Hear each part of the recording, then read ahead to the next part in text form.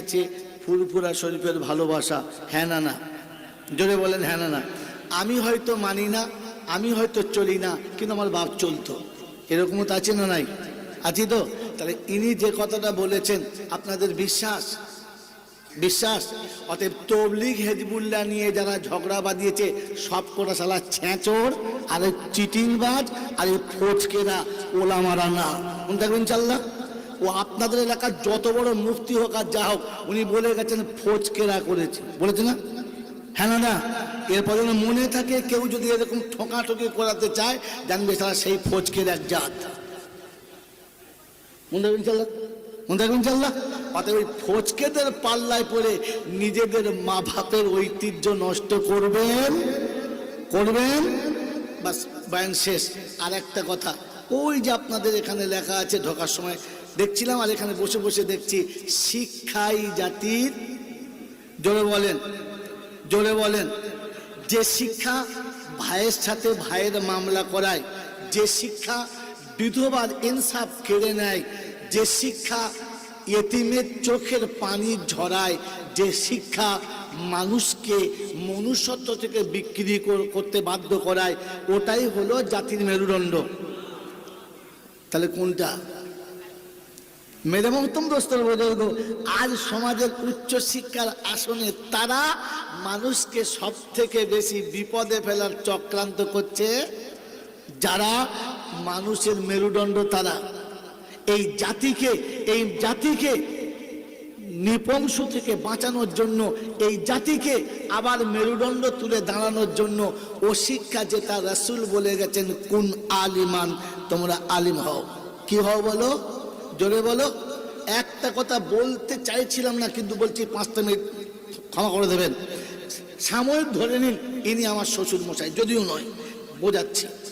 আমার বিয়ের সময়তে 5 লাখ টাকা দিয়েছে, 50 ভরি সোনা দিয়েছে, বাস করার জন্য 5 কাঠা জায়গা দিয়েছে, আর তার উপরে একটা ফার্স্ট ক্লাস বাড়ি করে দিয়েছে। এরপরে আমার চাপার জন্য BMW গাড়ি দিয়েছে, সংসার চালানোর জন্য একটা ভালো ব্যবসা করে দিয়েছে, আর মাঝে মাঝে ব্যবসায় লস খেলে তলা দিয়ে খানিক মাল খড়িও দিয়েছে।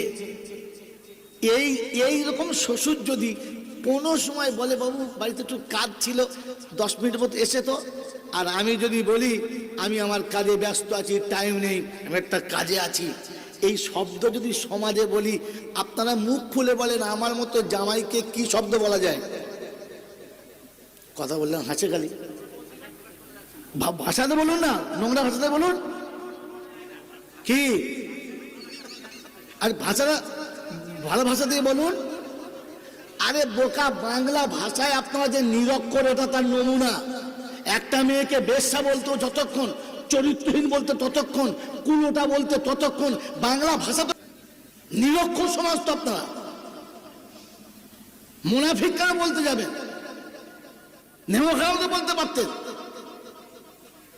অবাঞ্ছিত সন্তান বলতে পারতেন, অভদ্র ছেলে বলা যায় না? ও অভদ্র মানে চরিত্রহীন, অভদ্র আরেকটা মানে হয়, অভদ্র আরেকটা মানে হয় ছেলেটার জাত খারাপ, রক্ত খারাপ, মুনাফিক, এর মানেও আরেক রক্ত, মানে অভদ্র ছেলে। এই ভাষাটা তো বাংলা ভাষা না। যে ভাষাটা করে বসে এত কিছু করছে, যে ভাষাটা হলে জানেন না। কথা বুঝেছেন? বলা যায় না, যায় না? বলা যায় তো?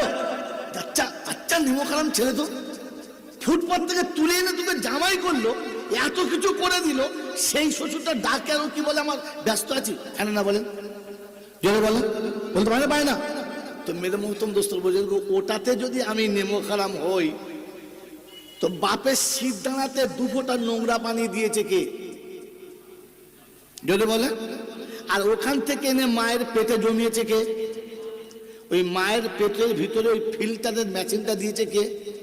আর ওখান থেকে এত বড় ট্যাকচার বার করে ভেতরে এনেছে কে? জোরে বলেন।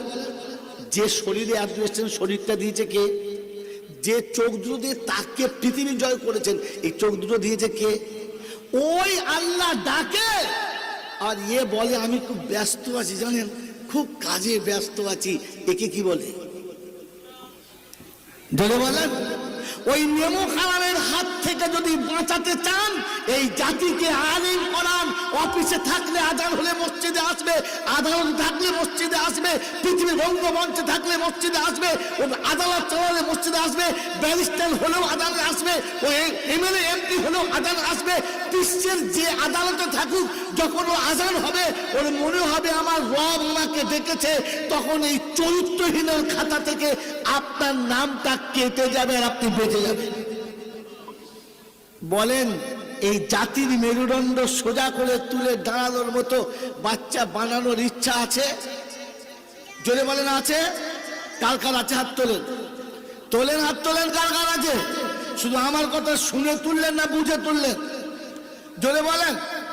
এখানে ফেরাউন কে কে? হাত তোলেন। ফেরাউন হাত তুলে। ফেরাউন বলতো আমি খোদা, আমাকে খোদা বলে মেনে নে। হ্যাঁ না না? জোরে বলেন। তো তকদিরের মালিক কে? জোরে বলেন। তকদিরের মালিক কে? ভবিষ্যতের মালিক কে? সুখ দুঃখের মালিক কে? আল্লাহ। বিশ্বাস করেন?